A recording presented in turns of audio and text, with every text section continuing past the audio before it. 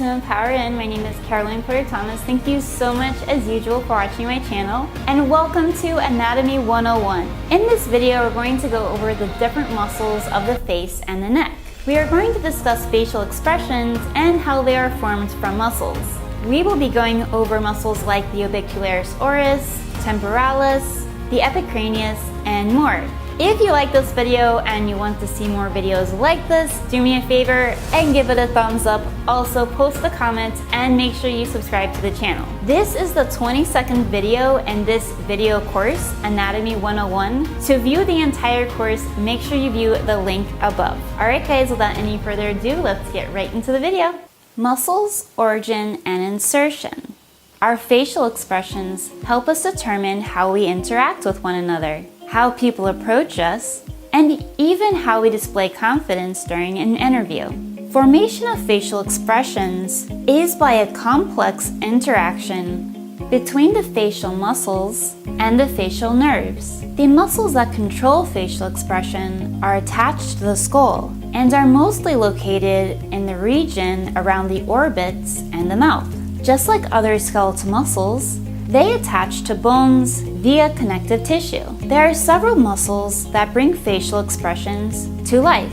First, let's explore the muscle called the epicranius. It has two parts, namely the occipitalis and the frontalis. It is united by a tendon referred to as the epicranial aponeurosis, which covers the top of the cranium just like a hat. Next, let's look at a muscle called the orbicularis oris. That is basically a sphincter, meaning it controls the opening and closing of the mouth. Anatomical location of the orbicularis oris is medial to the skin, the lips, and the mucous membrane. It is referred to the kissing muscle due to the action it does on the lips to provide the puckering motion.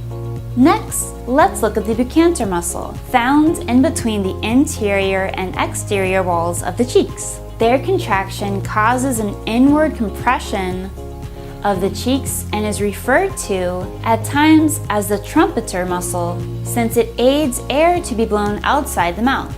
Next, let's look at the zygomatic muscle.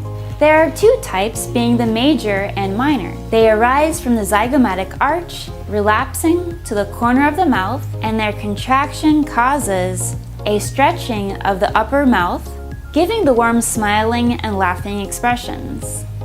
Next, let's look at the platysma muscle. It is very thin, just like a sheet, and its fibers stretch all the way from the chest, past the neck, finally reaching the face. It assists in lowering the mandible and creates the pouting look. Chewing is a mechanical process. It is associated with mastication muscles and involves four muscles: the masseter, the lateral pterygoid, the temporalis, and the medial pterygoid. The lateral pterygoid has a forward extension inferior to the mandible condyle, up towards the sphenoid bone, and its aid in the mouth opening and protrusion of the mandible, in addition to the side-by-side movement of the mandible. The masseter is a second muscle, which is much thicker and flatter. It has fibers arising from the zygomatic arch up to the mandible bone. It functions as a jaw-rising muscle and regulates the opening and closing of the jaw due to the action of gravity. Temporalis is the next muscle that we're going to look at. It has a fan shape with an anatomical location of the temporal side of the skull, superior and anterior to the ears. It causes a jaw-raising motion and is attached all the way down to the mandible. The last muscle is the medial pterygoid, responsible for the side-to-side motion of the jaw and closing of the jaw. The anterior of the neck has one muscle called the sternocleidomastoid muscle that is very long and raises all the way up to the neck from the thorax up to the lower portion of the skull, posterior or behind the ear. Its contraction causes the face to turn to the opposite side that it is facing at the time. Contraction of both of these muscles causes the head to bend towards the chest. It also aids in inhalation, forcefully when all other muscles do not move. Apart from the sternocleidomastoid muscle, which arises and runs anteriorly, there are numerous muscles that arise posteriorly to the cervical vertebrae and extend up to the neck. The first of these muscles is the splenius capitis, that appears to be like a strap located posterior to the neck and links the underside of the skull to the vertebral bones on the neck and the upper part of the thorax.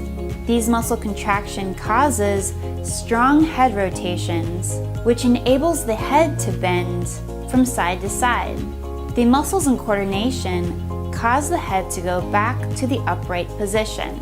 Semispinalis capitis is the second muscle that is broad and flat, just like a sheet originating from the cervical vertebrae and the neck, and the thorax vertebrae up to the occipital bone in the head. Its contraction causes head extension and causes the head to rotate and also bends towards one side. Alright guys, I really hope you liked that video going over the muscles of the face and neck. I hope you learned a lot in a very easy to understand and visual way. Make sure you stay tuned because in the next video we're going to review the muscles of the chest, abdomen, and back. We will be going over muscles like the rectus abdominis, transverse abdominis, internal, external obliques, also the urogenital diaphragm, and more. So definitely make sure you stay tuned for that. Also, if you are studying anatomy and physiology or you are about to study anatomy and physiology in the next few months or so, make sure you become a member of my channel because I've uploaded my best-selling program, How to Study for Anatomy and Physiology there. There you will find specific tips on how to enhance your memory with all of the 10,000 or so anatomy terms that we need to learn. I will go over tips on how to review and use mnemonics, and also test-taking tips. This program's been around for several years and has helped thousands of students get the grades they want and also get admission into medical, chiropractic, or nursing school. So make sure you check that out if you are interested. And as always, I cannot wait to see you in my next video, so I'll see you then. Love you guys. Bye.